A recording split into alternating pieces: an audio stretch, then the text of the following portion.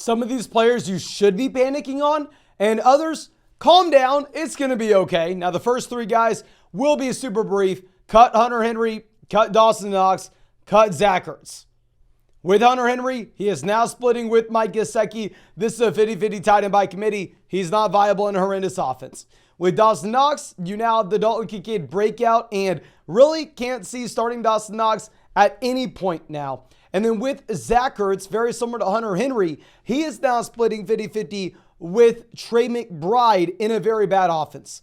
So those are guys that, yes, you should be very concerned about, and yes, you should just go ahead and let go of and send to waivers. Now, saw a few people asking about this on our Sunday night video. What are y'all doing worrying about David Montgomery? Now, yes, Jahmyr Gibbs looks really good. Yes, Jahmyr Gibbs goes out there. He has under total yards. He has the touchdown, right? He plays 90% of the snaps with Craig Reynolds in this backfield. Ultimately, you do not need to be concerned about David Montgomery. I do expect Jahmyr Gibbs continues to expand his role, particularly as the receiving back in this offense. That is not why you want Montgomery. Montgomery has 6 receptions this season. That's why a few weeks back we were saying, you know what, full BBR format, maybe we do look to go ahead and sell David Montgomery. However, if you still have Montgomery in that half PPR league, if you still have him in a non-PPR, literally nothing changes. Jahmyr Gibbs will be the receiving down back. Jahmyr Gibbs will be the guy that you want if the Detroit Lions are down by multiple touchdowns, as they were against Baltimore. But once David Montgomery does return from his injury, in those games where the Lions are going out there and winning, which we should assume that it's the majority of them, you most likely have David Montgomery still as that low-end RB1 in fantasy. No concerns whatsoever. Now, the other guy everybody was asking about in the comment section was Devonte Adams. And with Devonte Adams, this is a wide receiver that we had as a buy low candidate last week. And I really wanted Devonte Adams to go out there and crush it. If you're looking at what we had at the beginning of the game, Devonte Adams, within the first 5 minutes, already had racked up 4 targets. Looked like he was on his way to go out there and drop 40 points. Definitely slowed down. At the end of the game, you're only looking at about 12, 13 fantasy points. And now I have a lot of people in the comment section asking what's going on. Ultimately, ladies and gentlemen, I just think that this is a small sample variance. I think that we had horrendous quarterback play. And if you are looking at Devonte Adams, he had 12 targets in this offense. A player that has 12 targets is a player that I personally am not worried about. Devonte Adams was right there, dropping a touchdown in the red zone, where if that just goes a little bit differently, then all of a sudden Adams instead has 8 receptions. Adams has 75 receiving yards and the receiving touchdown and gets you 21 fantasy points this week. And nobody is thinking about it for a second. He has averaged over 10 targets per game this season. Am I panicking on a wide receiver that's averaging over 10 targets per game? No, I'm not. Is he a top 3 wide receiver in fantasy? No, he is not, because the offense is horrendous. He is still someone you start every single week. He is still someone that I really have no hesitation about. Now, Brian Robinson is a player, on the other hand, that is trending in the wrong direction here, ladies and gentlemen. If we're going to go week by week to see the amount of touches that you've had from Brian Robinson, week 1, 20 touches. Week 2, 20 touches. Week 3, 10. Week 4, 16. Then 10, 12. This week, he gets you 8. This trend's going downwards, ladies and gentlemen. Brian Robinson saves his day with the rushing touchdown this week. But what's most concerning is now you're getting that lack of involvement as a receiver for Brian Robinson. And what may be a little bit scary going forward, and I'm saying this as someone who has a lot of Brian Robinson, is what you would need to rely on with Brian Robinson is going to be that touchdown volume, and he's had it, right? He's had 6 touchdowns this season. But the question is, does this keep up? He's had 6 touchdowns on fewer than 100 touches. And in my mind, there's no way that this keeps up. The reason being is this is just a horrendous Washington Commanders team. This is a team that was extremely lucky to win 2 games out the gate to start off 2-0. They played the Cardinals and Broncos. And in reality, it's a bad football team that over the past 5 weeks has lost 4 games. That I think you actually not only see the volume continue to be down for Brian Robinson, but now I think you may get the double whammy. And I think the touchdown efficiency may come down as well. Now, let's talk about the elephant in the room. Let's talk about a player that I liked his underdog pick'em last week. I was telling people to go and look at Bijan Robinson for more than 12 fantasy points on Underdog Fantasy. And oh my gosh, we got crushed. Hopefully we're not getting as crushed tonight on Underdog. Of course, if you wanted to check out any of those pick'ems over on Underdog Fantasy, you can find that link in the description in the comment section. Promo code FLOCK, going to get a 100% deposit match, plus our updated rest of season fantasy football rankings in tiers. And now is by far and away the best time to get on Underdog, because if you use promo code FLOCK, they're going to match your first deposit dollar for dollar up to 100. Plus, you will get our updated rest of season fantasy football rankings in tiers. And you're going to be getting a Brock Purdy special pick'em more than less than half a total yard. And a Amon-Ra St. Brown special pick'em only with code FLOCK more than less than half a total yard. And a LeBron James special pick'em more than less than half a point. Usually Underdog's only giving out 1 special pick'em. You got 3 this week. Please make sure you take advantage of that while you can. But yeah, Bijan Robinson comes out and Bijan gets you nothing. Okay. He has 1 carry. He has 3 rushing yards. I've already read a million comments on the last video telling us that Bijan Robinson lost people their fantasy week, which obviously is not the biggest surprise here. And I was very emotional when this first started happening. And when he realized what was going down, I was blaming Arthur Smith, going, oh my gosh, this is the worst situation. In reality, let's go through and let's look at what's happened so far this season for Bijan. The week before, he has 21 opportunities. Opportunities we're defining as carries plus targets. The week before that, he has 16. Then before that, 19. 16, 24, and 16. So Bijan has been incredibly consistent with anywhere from about 16, let's call it 20 opportunities from week to week perspective. So seeing that type of consistency makes me believe the quote we have, the Fox broadcast reported at halftime, Robinson was not feeling well. And the player himself confirmed that he was dealing with a consistent headache in the locker room. Quote unquote, from Bijan, it started last night. I was feeling weird. I woke up just completely out of it. I tried to take medicine so I could be good for the game, but my head was hurting bad. I don't know what's going on. I tried to go in pregame, but the coach said, we'll be all right. Let's get you right. Super frustrating. I get it. And obviously, I am not a doctor here. I wish I was smart enough to be, but clearly I'm not. I have no idea what's going on with Bijan Robinson. I don't know what this mysterious headache is.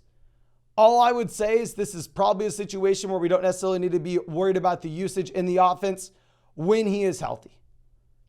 I think that we can go ahead. I think that we can just start Bijan Robinson and still project him the same as he has been, assuming health, that is. Now, going over to Cooper Kupp, talk about him super briefly. I know we have a lot of people in the comment section saying Cooper Kupp lost them their week. In my mind, I'm chalking this up for any given Sunday. Y'all know we had Puka as that buy low candidate last week, projecting out Puka as that high-end wide receiver 2, Kupp as that high-end wide receiver 1. Am I going to be changing that going forward because you have Puka dominating the target volume this week? No, I'm not. I still think it's Kupp. The 2 weeks prior, he had over 100 receiving yards for Cooper Kupp. The 2 weeks prior, he was averaging 10 targets per game. Hell, he's still averaging over 9 targets per game in the 3 weeks that he's played so far. I still think Kupp's the wide receiver 1. I still think he's the wide receiver 1 in fantasy. No hesitation in saying so. Now, going over to Austin Ekeler. Ekeler, God dang, what are you doing out here? Full transparency, ladies and gentlemen. I mean, we've said this all season, but Austin Ekeler was my least drafted round 1 player in fantasy drafts this year. Given the historical trends of running backs at this age being more prone to injuries and a drop-off in efficiency, plus the addition of Quentin Johnston, I thought that with a healthy Keenan, Mike Williams, and Quentin Johnston, the target share would go down for Austin Ekeler. But honestly, this week I was saying, oh no, Eckler's good to go. Even though I don't have him, I wish I did, because you have no Mike Williams. Quentin Johnston is clearly nothing at this point, so the target volume is going to be there. And Austin Ekeler has 1 reception for 1 receiving yard. Austin Ekeler gets you literally nothing as a receiver. He does have 14 carries. It's a blowout loss against the Chiefs. Now we have yet to see Austin Ekeler in a game where the Los Angeles Chargers were actually able to come away with the W. Joshua Kelly is going out there and stealing rushing touchdowns. It's tough because we have that large sample of Austin Ekeler dominating. This situation is better than I thought it was going to be coming into the season. However, it's difficult to go out there and say that we're still projecting him out as a high-end RB1. Now, the one saving grace is pretty much all the other mid-running back ones are disappointing. I would just say that maybe this goes to show, let's build around the wide receivers next year. Let's go ahead and let's draft as many receivers as possible. Now, going over to Keenan Allen in the same offense, no worries at all with Keenan. I know he wasn't great. He had 9 targets any given Sunday. I'm definitely a little more concerned about Austin Ekeler based off his performance with his target volume than I would be with Keenan Allen. Keenan's going to be fine. Now, Tyler Lockett is a wide receiver that I think we have to look into.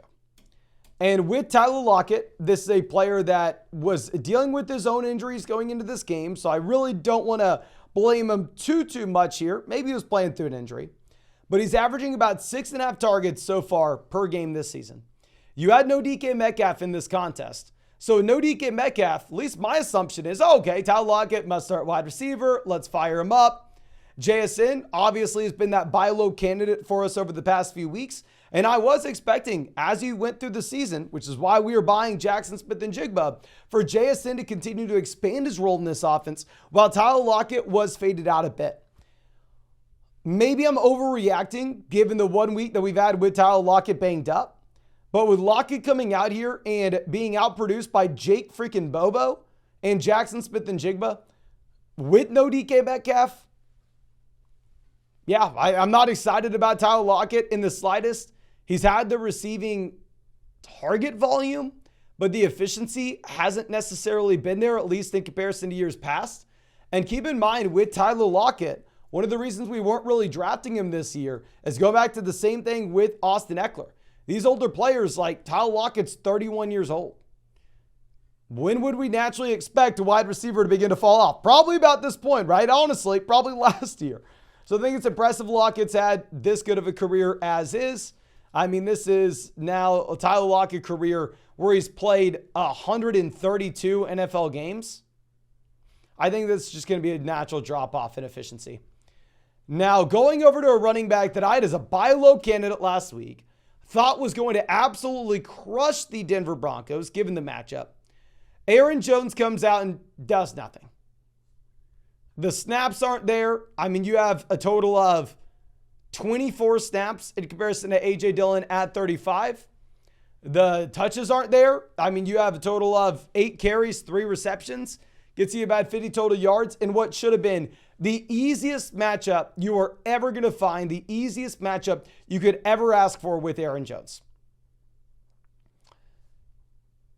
I don't know what to say. I don't know what to assume.